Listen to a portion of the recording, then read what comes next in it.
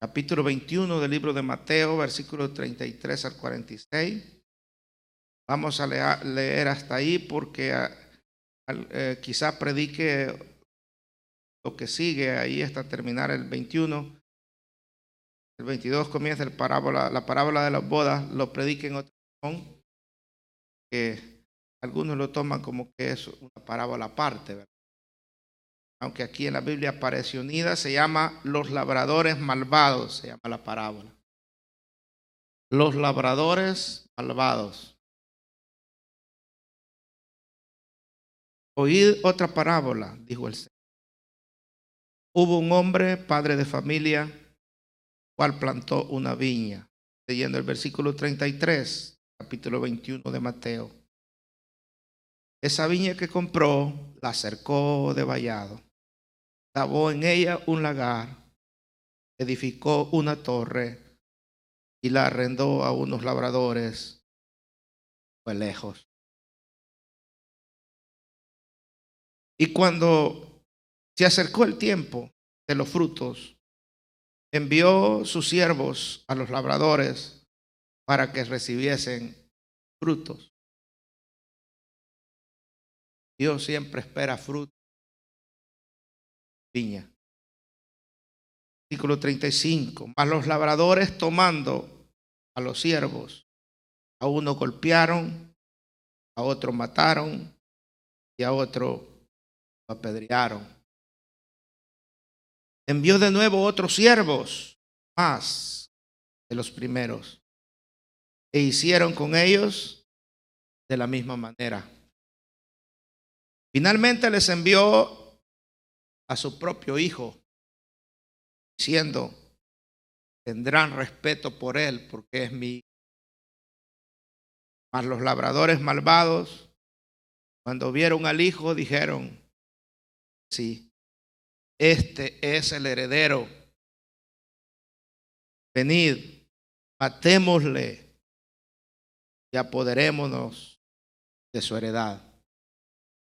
Y tomándole, echaron fuera de la viña y le mataron. Cuando venga pues el señor de la viña, ¿qué hará a aquellos labradores?, preguntó el Señor. Le dijeron los que lo escuchaban: a los malos destruirá sin misericordia y arrendará su viña a otros labradores que le paguen el fruto. Pueden sentarse.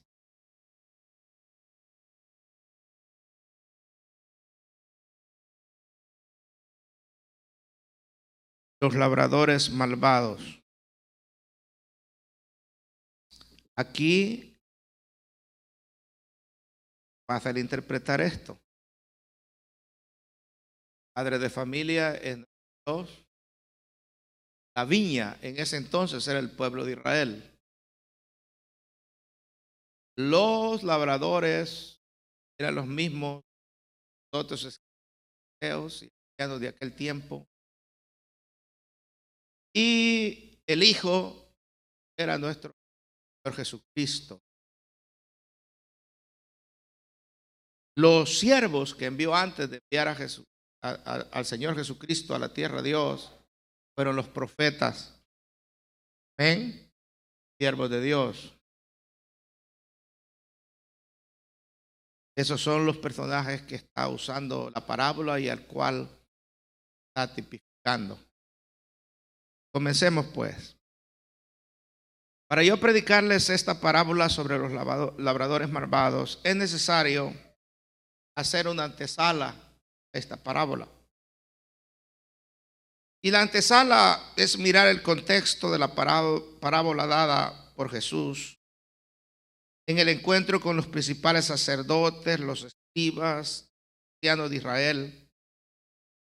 Y nosotros leemos en el capítulo 21 mismo, el versículo 23, nos daremos cuenta que esta gente le preguntó a Jesús: ¿con qué autoridad haces esto? Jesús hacía milagros, ustedes saben, enseñaba, y en una ocasión maldijo era estéril y la higuera se secó. Y los principales sacerdotes y los escribas y ancianos de Israel veían esto y le preguntaron: ¿con qué autoridad haces esto? Del capítulo. Jesús a su vez les hace otra pregunta y les dicen: no les voy a contestar hasta que ustedes me contesten esta otra pregunta que les voy a hacer. El bautismo de Juan, ¿de dónde era? ¿Era del cielo o de los hombres? Y bueno, ellos no le pudieron contestar esa pregunta. Respondieron: no lo sabemos. La razón por lo que respondieron no lo sabemos es porque ellos se quedaron pensando y dijeron: si decimos que es de los hombres, va a echar el pueblo encima, que tienen a Juan como un profeta verdadero. Y decimos que es del cielo, él nos dirá. Que no le creyeron. Entonces mejor dijeron: no lo sabemos. Entonces Jesús, no le respondieron, les dice: yo tampoco voy a decirles con qué autoridad hago todo esto. Pero sí les refirió 3 parábolas, o 4 por algunos que toman del versículo 42 al 48, una parábola aparte. Pero en realidad son 3 parábolas mencionadas allí que Jesús les menciona. La primera, la de los 2 hijos. Después le da la de los labradores malvados, que es la que vamos a predicar en este momento. Y la tercera es la fiesta de las bodas. Todos tenían como mensaje central el amor de Dios, o todas las parábolas, que estas 3 que Jesús les dijo, como mensaje central el amor de Dios por su pueblo, para que recibieran el reino de Dios por medio de su Hijo, y las consecuencias del rechazo de los principales sacerdotes, los dirigentes judíos, los escribas, los fariseos, que no quisieron reconocer a Jesús como el Mesías, y mucho menos que Jesús encontraba la salvación y el perdón de sus pecados. Ese Mesías prometido y anunciado por los profetas, ellos no lo querían aceptar. Esta parábola, hermanos, es una parábola de Jesús dirigida al pueblo de Israel. Ya les dije, la viña significa al pueblo de Israel. Eso es el mensaje, pero tiene una aplicación a todo el mundo en general. Al fin y al cabo, Dios creó a todo el mundo. ¿Ven? Dios es el creador de todos nosotros. Jesús se refirió en ella a 5 cosas bien palpables, ciertas, cuales vamos a ver, en las cuales quiero centrarme en esta ocasión. Voy a ser breve en estas 5 cosas, el mensaje no va a ser largo, pero quiero que estén conmigo cuanto a estas 5 cosas que les voy a mencionar. Número 1, las grandes bendiciones concedidas de parte de Dios al pueblo. La parábola estaba dirigida a todo el pueblo de Israel, por eso yo estoy diciendo a su pueblo. Pero ahora nosotros somos su pueblo. En este tiempo, nosotros somos viña. ¿Cómo les explico esto? Se los explico de esta manera. Cuando Israel rechazó al Mesías, a Jesús, muerte, el tiempo de Dios con Israel dejó de contar. Ellos no tienen templo, no tienen sacerdote, profetas. Solamente tienen un grupo de rabí que les enseña en las sinagogas donde pueden mantener la acción. Pero el Señor se ha concentrado en la iglesia gentil de todo el mundo. Nosotros, la iglesia del Señor. Y este tiempo de ya casi 2000 años se ha llamado la dispensación de la gracia, donde el Señor ya no está tratando directamente con Israel, está tratando con su iglesia. Y el Espíritu Santo descendió con su iglesia. Ahora, cuando oímos la viña del Señor, sabemos que es la iglesia del Señor. Claro, Israel será restaurado después de la gran tribulación. El Señor aparezca por su vez, ellos lo recibirán como Mesías e Israel será restaurado nuevamente como el pueblo del Señor. Pero por ahora el pueblo principal de Dios es la iglesia, la cual Dios trata en todo el mundo a través de sus siervos, predicadores. Poco oímos que hay profetas, ¿verdad? Israelíes que andan predicando por todo el mundo en campañas. No, ellos están manteniendo su religión, pero nosotros sí tenemos que andar predicando por todo el mundo. Esa fue la comisión del Señor a la iglesia. Miremos pues las grandes bendiciones concedidas a Dios a su pueblo. He escuchado otra parábola, dijo. Había un propietario que plantó una viña, la rodeó con una cerca, cavó en ella un lugar, construyó la casa de la guarda del que la cuidaba, la arrendó a unos labradores y se marchó de viaje. La viña es Israel. Y los judíos tenían claro por las referencias de Isaías. Cuando uno lee la parábola de la viña en Isaías capítulo 5, se da cuenta que es similar a esta parábola. Dios refiriéndose a Israel, aquella viña que dice así en Isaías: ahora cantaré de mi amado. Tenía mi amado una viña en un lugar fértil. La había plantado, despredegado, la había cuidado, la había cercado y luego había plantado un lagar en ella. Había edificado en medio de ella una torre. La había plantado solo de vides escondidas. Esperaba que llevara uvas buenas, pero llevó uvas agrias. Y entonces el Señor pregunta en el capítulo 5 de Isaías: ¿qué más le haré yo a mi viña? Le he dado todo lo que necesitaba, la he cuidado con esmero, mas ellos en mi viña, en lugar de llevar buenos frutos, llevó frutos agrios. Y ellos sabían, los israelitas, que al referirse Jesús a la viña se refería a ellos. Dios plantó la nación en la tierra prometida y él mismo era su cerca, torre. También Dios ha colmado de bienes a la humanidad entera, hermanos. Dios es bueno. ¿Cuántos lo creen que Dios es bueno? Y aunque esto no es una noticia nueva, yo no me cansaré de decir que Dios es bueno. Había un hermano en la ciudad de Nuevo México que él habla más inglés que español. Yo siempre que llegaba lo saludaba y le decía: God is good. Y él me decía: more than good. Así me contestaba: es más que bueno. Y bueno, en realidad Dios es más que bueno. Él hace salir el sol, dice Mateo 5:45, sobre buenos y malos. Él hace llover sobre buenos y malos. Él trata, hermanos, a la creación en la tierra por su bondad y misericordia hasta ahora. ¿Qué más podía hacer Dios por este mundo? Dios nos ha guardado. Y por más que los que estudian el espacio buscan planetas donde pueda haber vida, no han podido encontrar hasta ahora un planeta tan bendecido como el planeta Tierra. Un planeta tan lleno de vida como el planeta Tierra. A veces buscan el planeta Marte y dicen: creemos que hay vida en Marte. Ellos están hablando de vida microscópica. De eso están hablando, de bacterias. Pero el planeta que está lleno de vida por todos lados es el planeta Tierra. Y este planeta es la bendición en medio del universo. Aleluya, bendito sea el nombre del Señor.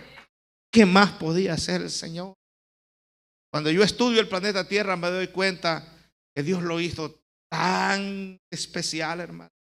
Mire, rayos del sol, se va a otro planeta, la luna, todo lo que salga de la atmósfera terrestre, rayos del sol lo queman a usted y a mí. No importa que esté a la misma distancia de la tierra. Dios dijo: yo quiero preservar mucha vida en la tierra. Entonces hizo una cosa que se llama, que en la atmósfera, que se llama la capa de ozono. Con solo estudiar eso yo me maravillo. La capa de ozono son dos partículas de agua y uno de oxígeno. Díganme la fórmula del agua: 2H2. Entonces el ozono es al contrario. Es 1H2O. Así es el ozono. Amén. Y esa capa de ozono en el espacio nos protege a nosotros contra los rayos ultravioletas del sol para que no nos quemen aquí en el planeta Tierra. Dios es lindo, Dios es bueno. Y esa es una gran bendición, el que Dios nos haya dado vida y nos haya puesto en este planeta. A Israel, Dios lo tomaba como su viña. Y a nosotros también, como cristianos, Dios nos toma como su viña. Ahora somos la viña del Señor. Seríamos ingratos, hermanos, si le pagáramos mal a nuestro Dios. Yo cantaba un canto que está en el himnario y que David fue el que lo dijo. Qué ingrato fuera yo si a mi Cristo dejara. Qué mal agradecido fuera si desde aquí me regresara, estando a medio camino de la jornada para llegar a Canaán, donde será morada eterna. Ahora, número 2, me llama la atención el reconocimiento esperado por Dios. Dice así: llegado el tiempo de la vendimia, envió a sus criados o sus siervos a los labradores para percibir o para recibir los frutos que le corresponden. Vuelvo a repetir lo que les dije al principio: Dios espera fruto de su viña. Y de Israel, él esperaba fruto. El tiempo señalado de la cosecha es el tiempo en que el fruto o las viñas dan sus frutos. Era de esperar que un pueblo tan favorecido rendiría a Dios los frutos de obediencia, los frutos de amor, los frutos de gratitud, los frutos de santidad y testimonio fiel delante de los pueblos de la tierra. Pero qué diferencia había sido el modo de actuar. Habían hecho todo lo contrario. Se habían portado mal, habían desobedecido y no dieron los frutos que Dios esperaba. Igualmente, Dios espera frutos de su viña de este tiempo que somos nosotros.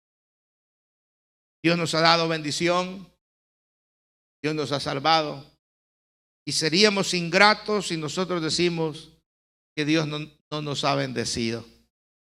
Y por si fuera poco, esta es una bendición continua, como la luz de la aurora que va de aumento en aumento. Como que Dios cada día nos bendijera más, nos diera bendiciones nuevas.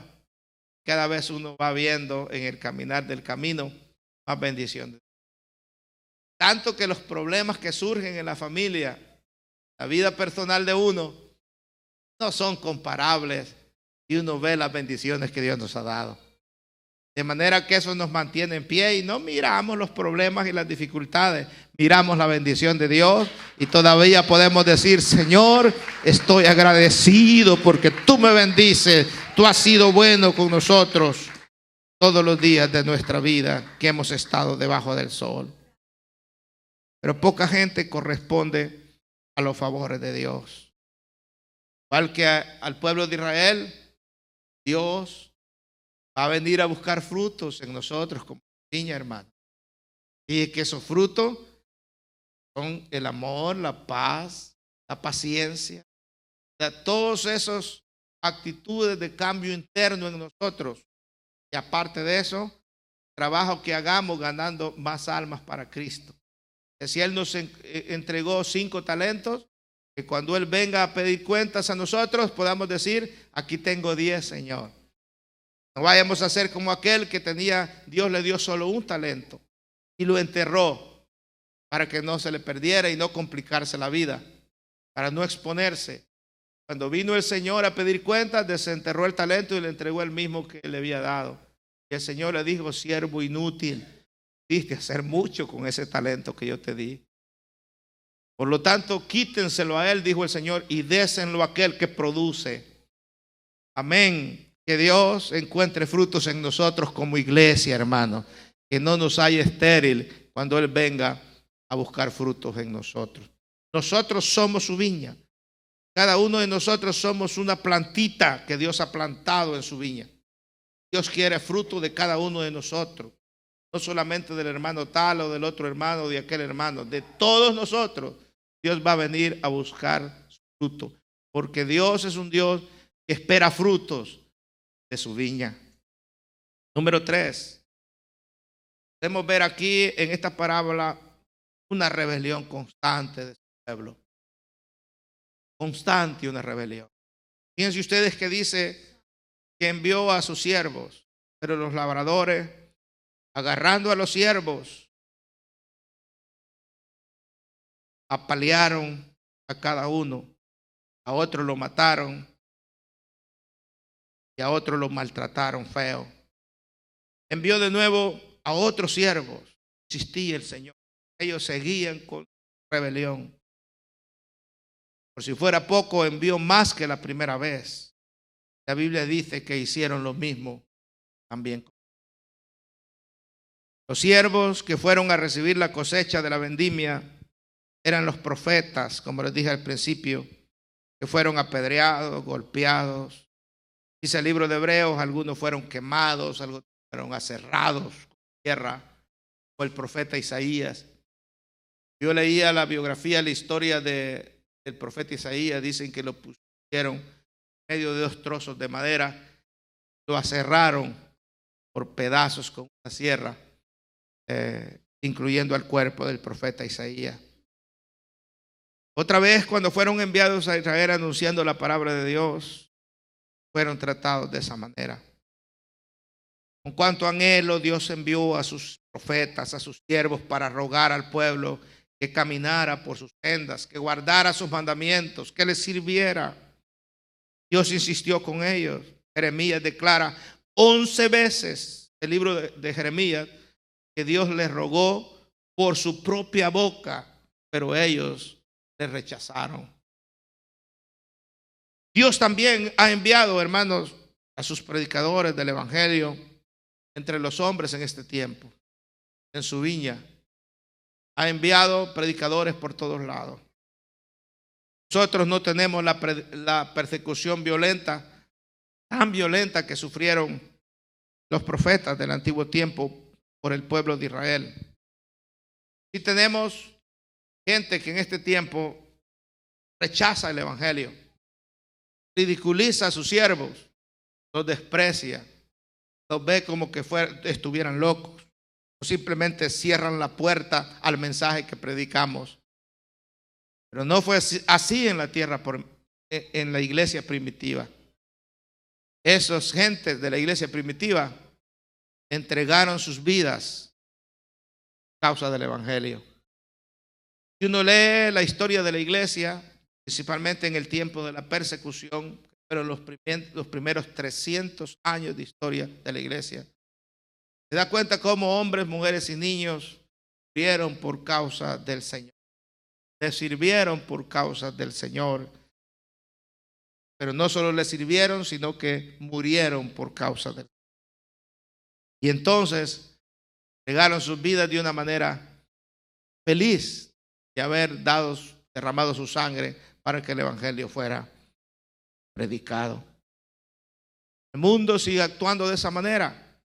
Rechaza el mensaje del evangelio, al igual que el pueblo de Israel. Ellos no saben que Dios los formó para que dieran fruto. Que Dios los formó a su imagen y semejanza, para que ellos sintieran la necesidad de ser como Dios, de seguir a Dios. Pero el mundo se ha rebelado en contra de Dios y no quiere nada con Dios. Bendito Dios que nosotros le hemos recibido en nuestro corazón y no nos arrepentimos de eso, de haber recibido al Señor en nuestro corazón y de servirle. Número 4, un recurso costoso. Dice que por último les mandó a su propio hijo. Fue tan fácil para nuestro Dios hacer esto. Pero el amor de Dios era tan grande que les envió a su propio hijo, diciéndose. Estoy leyendo la parábola, la última parte. Tendrán respeto a mi hijo. A él le oirán, a él lo recibirán.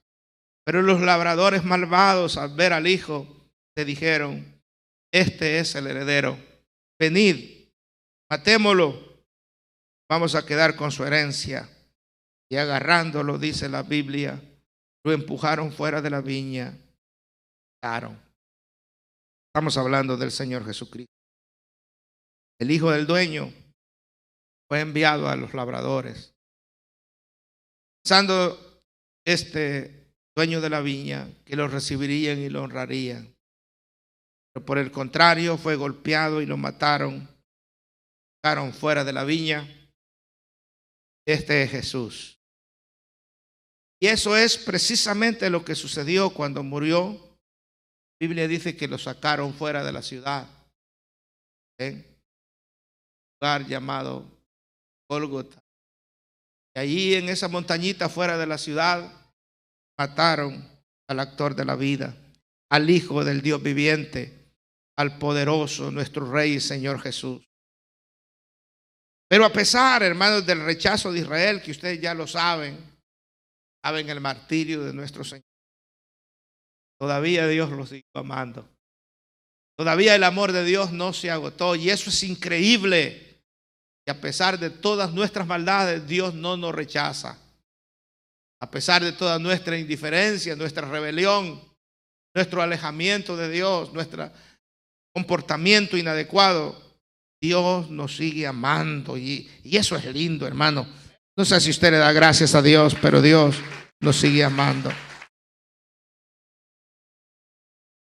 Tanto que envió a su Hijo amado, Juan 3:16.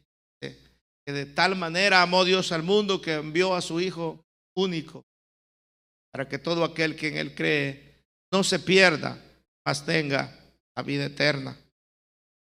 Mucho mayor era este que los profetas, Jesús. Eso lo dice la Biblia. Mire lo que dice Hebreos capítulo 1. Dios, habiendo hablado muchas veces y en muchas maneras en otro tiempo a los padres por los profetas, en estos postreros días nos ha hablado por medio de su Hijo, al cual constituyó heredero de todo y por el cual asimismo hizo el universo. Su propio Hijo vino a la tierra para salvarnos. Pero a este Jesús no solo lo rechazaron, sino que lo mataron.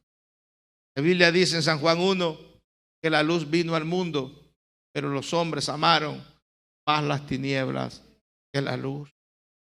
Y esta maldad trajo al mundo la salvación. Ellos, sin darse cuenta, se ensañaron contra el Señor Jesucristo, pero la sangre de nuestro Señor Jesucristo es la que nos limpia ahora de todo pecado. Bendito sea el nombre del Señor.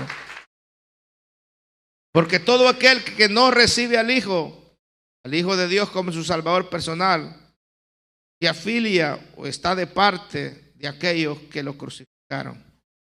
Rechazarlo ahora es como crucificarle, como estar de acuerdo. Saber que los judíos han sufrido tanto porque hicieron una cosa tan tremenda que cuando se les preguntó, Pilato no estaba muy convencido de crucificar al Señor y se lavó las manos según él, pero el pueblo gritaba: sea sobre nosotros su sangre, que caiga sobre nosotros toda la culpa de lo que hacemos, nos hacemos responsables. Y allí se estaban echando como una maldición en sí.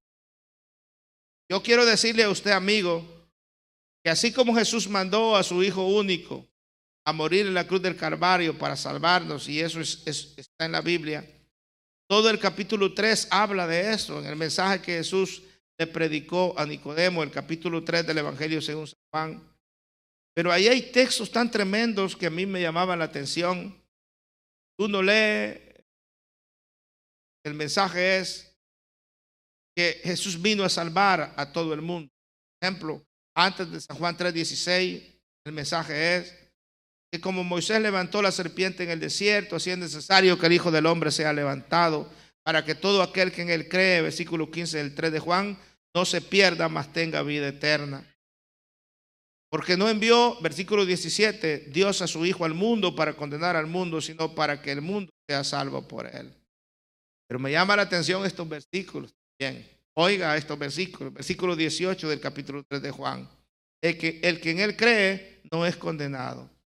Pero el que no cree ya ha sido condenado porque no ha creído en el nombre del unigénito Hijo. Así como el creer en Jesús trae salvación, el no creer trae condenación.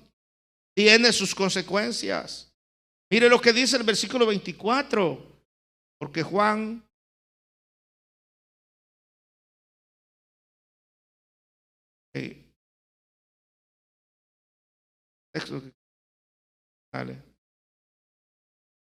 el versículo 19. Y esta es la condenación, que la luz vino al mundo y los hombres amaron más las tinieblas que la luz, porque sus obras eran malas. Y cuando nos adentramos más adelante, ¿verdad? Al libro de Juan, sigue hablando el Señor, ¿verdad? Por ejemplo, en el capítulo 16, versículo 9, dice que cuando el Espíritu Santo venga, convencerá al mundo de pecado y de justicia y de juicio. Y el 9 dice, de pecado por cuanto no creen en mí. O sea, no creer en el Señor se convierte en un pecado gravísimo. Yo podría decir que rechazar al Señor es el pecado de muerte que no tiene perdón. Porque si no es por medio de Jesús, no podemos ser perdonados. Si lo rechazamos a Él, estamos cometiendo el pecado más grave que el pecado cual no puede ser perdonado. Nadie más puede perdonar nuestro pecado. Y número 5, un castigo inevitable. Dios es amor, Dios tiene paciencia con nosotros, Dios es bueno con nosotros. Pero también si nosotros le rechazamos, si nosotros no damos fruto, el Señor tendrá que castigarlo. Esa es la línea del Evangelio. Esa es la línea de Dios. Dice el versículo 9 del capítulo 21 que leímos de Mateo. Después Jesús les hace una pregunta. Cuando venga pues el dueño de la viña, ¿qué hará a esos labradores? Y ellos contestaron, serán destruidos y les entregará la viña a otros, cuales produzcan frutos de los que Dios espera. Y así termina la parábola. Hermanos, los israelitas fueron castigados con la destrucción de Jerusalén en el año 70. Fueron esparcidos por el mundo. El general Tito fue enviado de Roma para sitiar a Jerusalén. Estuvieron sitiando Jerusalén por medio de 3 meses. Que no saben lo que es un sitio, es rodear la ciudad. Las ciudades antiguamente son amuralladas. Bueno, Israel todavía sigue siendo Town o la vieja, todavía está el muro. Y alrededor de ese muro, ahí ponían a un ejército para el muro, para que toda la gente que estaba dentro no pudiera salir a buscar comida. Entonces, algunas ciudades, Jerusalén tenía agua, ¿verdad? Agua subterránea, por lo menos tiempo. Pero a los 3 meses, toda la comida y agua, pues, estar tanto tiempo a comer. Y hay algo tremendo que las madres se comen hijos. Y ellas se comían el hijo de una y acordaban que el otro día o la otra semana se iban a comer el otro de la otra para poder sobrevivir hasta que no pudieron sobrevivir. Porque el que salía de los muros de la ciudad a buscar algo que comer, de todas maneras es una muerte. Así actuaban los romanos y todos los ejércitos de aquel, en este caso los romanos. Después de poner sitio a la ciudad cayó, hicieron el muro, hicieron el templo, no quedó piedra sobre piedra como el 4, quemaron la ciudad, fueron llevados cautivos todo el mundo de aquella tierra. Y allí anduvieron casi 2000 años, hermanos errantes, desde el año 70, fue destruido y el templo y todo. Ahora, en el año 1900 años, 70 años celebraron el año pasado que estábamos en 70 años, estábamos celebrando, hoteles, años de haberse restaurado la ciudad de Jerusalén. Y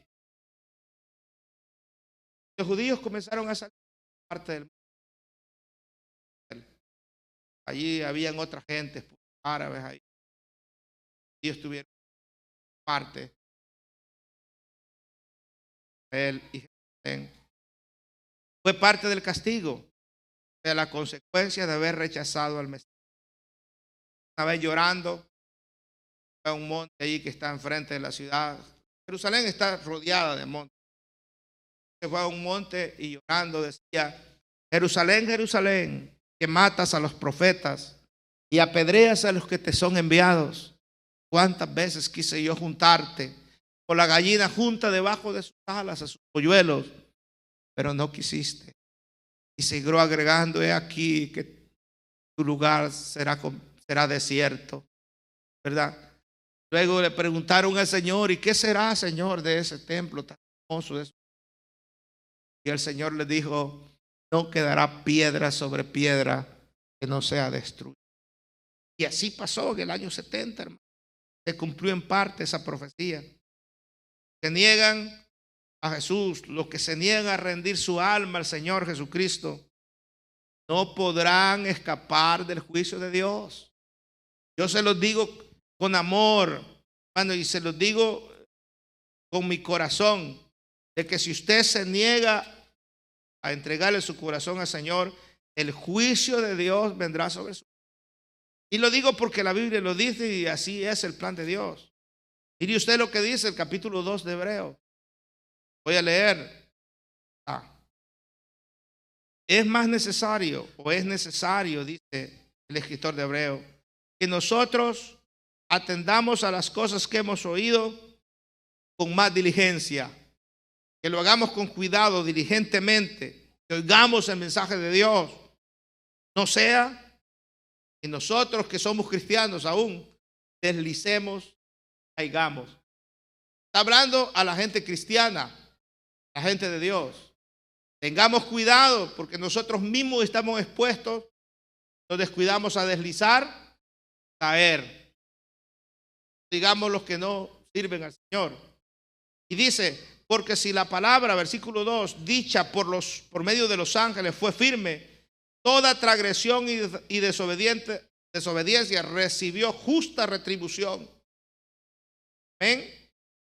¿Cómo escaparemos nosotros? Versículo 3, si descuidamos una salvación tan grande, hermanos, la cual habiendo sido anunciada primeramente por el Señor, nos fue confirmada por los que oyeron, testificando Dios juntamente con ellos, con señales, con prodigios y diversos milagros y repartimientos del Espíritu Santo según su voluntad. Nadie podrá escapar del juicio de Dios, ni aun los que conocemos a Dios y nos descuidamos y dejamos al Señor, tenemos que experimentar el juicio. Cuán verídica y solemne es esta advertencia, que Gálatas 6:6 es conocido como la ley de la siembra y la cosecha. Dicen: no se engañen, Dios no puede ser burlado, porque todo lo que el hombre siembre, eso también segará. La ley de la siembra y la cosecha. Cuando se habla de palabra de ley, es inquebrantable. No se puede quebrantar la ley. Si alguien dice que la ley de los hombres se hizo para quebrarla, la ley de la naturaleza. Eso es que a la gravedad se le llama ley de la gravedad. Eso está ahí. Ese enlace de parte alta va a venir a estrellarse en el. Entonces, las leyes son así. Y esta es la ley de la siembra y la cosecha. Los labradores malvados eran los principales sacerdotes y los escribas y los ancianos. Pero aunque esta parábola fue dada a los principales sacerdotes, los escribas, los ancianos de Israel, por rechazar al Mesías Jesucristo, y la Biblia dice que ellos entendían bien, quería ellos. Si usted lee el capítulo 5, va a dar cuenta que dice que ellos sabían, quería a ellos. Ellos eran de que Jesús está hablando. También tiene una directa aplicabilidad a los no judíos, pues dice: que ese reino será quitado y dado a una nación que produzca fruto. Le dije que la viña de ahora somos nosotros. El reino fue quitado y fue dado a nosotros. Nación que produzca. Entonces Dios espera fruto de nosotros. Estos son todos aquellos, tanto judíos y no judíos, que tienen fe y reconocen a Jesucristo como el único Señor y Salvador de su vida, para que sus pecados sean perdonados por medio del arrepentimiento. Y esas gentes que dan fruto, el fruto que Él quiere que den, con el Espíritu Santo, para la gloria de Dios. Posiblemente, hermanos, usted piense que usted no es un pecador. Tal vez se siente así, que por ende no necesita venir al Señor. Pero recuerde lo que dice la Escritura en Romanos capítulo 10, versículo 18. Le voy a leer varias escrituras o varios textos. Dice así, óigame bien, Romanos 3, 10 al 18. 8 versículos. Como está escrito, dice Pablo, no hay justo ni aun uno. No hay quien entienda, no hay quien entienda. No hay quien busque a Dios. Todos se han desviados a una, se hicieron inútiles. No hay quien haga lo bueno, no hay ni siquiera uno. Sepulcro abierto es su garganta. Engañan de continuo con su lengua. Veneno de serpientes hay bajo de sus labios. Llena está su boca de maldición y amargura. Sus pies son veloces para derramar sangre. Destrucción y miseria hay en sus caminos, y la senda de paz no han conocido. No hay temor de Dios delante de su. También, Primera de Juan, capítulo 1, versículos 5 hasta el 10, 5 versículos, dice, y este es el mensaje que hemos oído de Él y que os anunciamos. Dios es luz, y en Él no hay tiniebla alguna. Y decimos que tenemos comunión con Él, pero andamos en tinieblas, mentimos y no practicamos la verdad. Mas si andamos en la luz como Él está en luz, tenemos comunión los unos con los otros, y la sangre de Jesucristo su Hijo, nos limpia de todo pecado. Si decimos que no tenemos pecado, nos engañamos a nosotros mismos y la verdad no está en nosotros. Si confesamos nuestros pecados y la verdad no está en nosotros, si confesamos nuestros pecados, Él es fiel y justo para perdonarnos los pecados y para limpiarnos de toda maldad. Si decimos que no hemos pecado, le hacemos a Él mentiroso y su palabra no está en nosotros. O sea, no hay otro escape. Todos somos pecadores y necesitamos venir a Jesús. La Escritura con respecto al fruto dice en Gálatas 5, 22 al 26. Otros varios versículos que van a tener paciencia, pero voy a leer. Dice, mas el fruto del Espíritu es amor, gozo, paz, paciencia, benignidad, bondad, fidelidad, mansedumbre, dominio propio. Contra tales cosas no hay ley. Pues los que son de Cristo Jesús han crucificado la carne con sus pasiones y deseos. Si vivimos por el Espíritu, andemos también por el Espíritu. No nos hagamos vanagloriosos, provocándonos unos a otros, envidiándonos unos a otros. Eso dice el apóstol. Y Jesús en Mateo 7, 15 al 20 dice así, cuídense de los falsos profetas que vienen a vosotros con vestidos de oveja, pero por dentro son lobos rapaces. Pero a una cosa sí les voy a decir, dice el Señor, por sus frutos ustedes lo conocerán. ¿Acaso se recogen uvas de los espinos o higos de los abrojos? Si todo árbol bueno da frutos buenos, pero el árbol malo da frutos malos. Un árbol bueno no puede producir frutos malos, ni un árbol malo producir frutos buenos. Todo árbol que no da buen fruto es cortado y echado al fuego. Así que por sus frutos los conoceréis.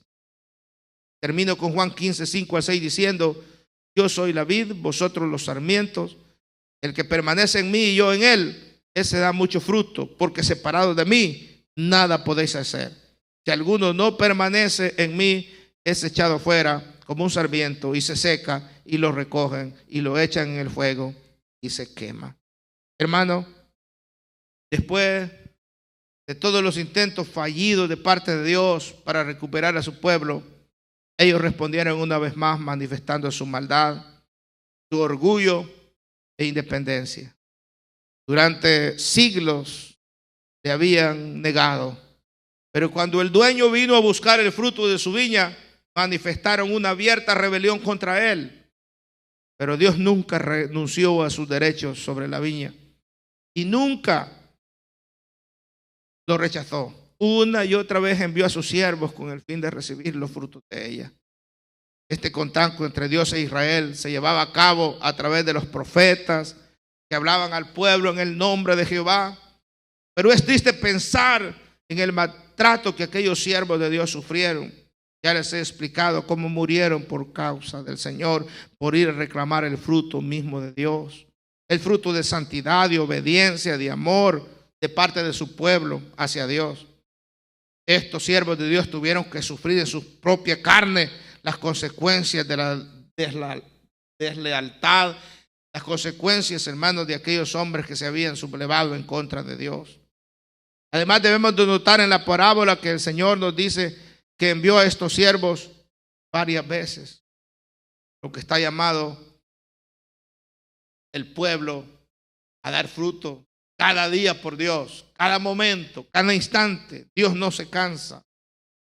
Debe llamar nuestra atención esa paciencia de Dios, la paciencia que de ninguna manera merecía el pueblo de Israel, ni la valoraron. A veces nosotros no valoramos también la paciencia de Dios. Finalmente, termino diciéndoles esto. Ante el persistente rechazo a los mensajeros de Dios, Él envió a su propio Hijo. No era más que nuestro Señor Jesucristo. Debemos comenzar por notar que Jesús no era un siervo más. Era el mismo Dios, era el Hijo de Dios. Él no era un siervo, Él estaba sentado en el trono de Dios. Y de allá vino a hacerse hombre. Cargó en el vientre de María, de una mujer. Nació como hombre en un pesebre. Y era el Mesías esperado. Pero vemos la paciencia y la misericordia de Dios, que a pesar del continuo rechazo del pueblo hacia los profetas, aún así envió a su propio Hijo, a fin de ofrecerles una mayor revelación. Que de esta manera comprendieran la gravedad de su actitud, a cuenta poco, desgraciadamente, eso los despertó. Muchos de nosotros ahora decimos, si el Señor estuviera en persona aquí, yo sí le... Pero no es cierto. El corazón endurecido nadie lo mueve. ¿Ve usted que Jesús está aquí con nosotros? Él lo prometió. Donde estén 2 o 3 reunidos en mi nombre, allí voy a estar yo. No está en cuerpo presente, pero está en Espíritu Santo.